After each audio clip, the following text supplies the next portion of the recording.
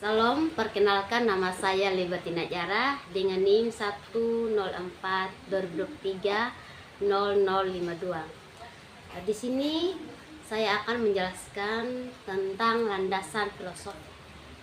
Landasan filosofi adalah dasar-dasar pemikiran filosofis yang menjadi pijakan atau landasan bagi suatu bidang pengetahuan atau disiplin ilmu tertentu.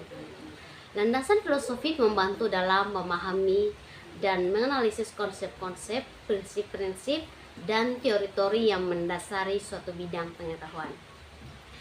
Tujuan dari landasan filosofis adalah untuk memberikan dasar pemikiran, prinsip, dan nilai-nilai filosofis yang menjadi landasan bagi suatu sistem pemikiran atau pandangan dunia.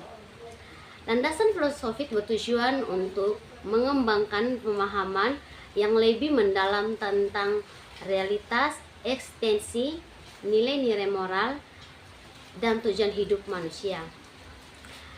Landasan filosofis memiliki peran yang penting dalam bimbingan dan konseling. Berikut adalah beberapa alasan mengapa landasan filosofis penting dalam bimbingan dan konseling. 1. Menyediakan panduan moral. Landasan filosofi membantu membangun panduan moral yang menjadi dasar dalam praktik bimbingan dan konseling. Etika dan nilai-nilai moral yang terkandung dalam landasan filosofi membantu menentukan prinsip-prinsip yang harus dipegang oleh seorang konselor dalam membantu individu yang sedang mengalami masalah. Yang kedua, memberikan kerangka berpikir yang kokoh. Landasan filosofi memberikan kerangka berpikir yang kokoh dalam bimbingan dan konseling. Dengan memiliki landasan filosofis yang kuat, seorang konselor dapat mengembangkan pendekatan yang sistematis dan terarah dalam membantu individu mengatasi masalah mereka.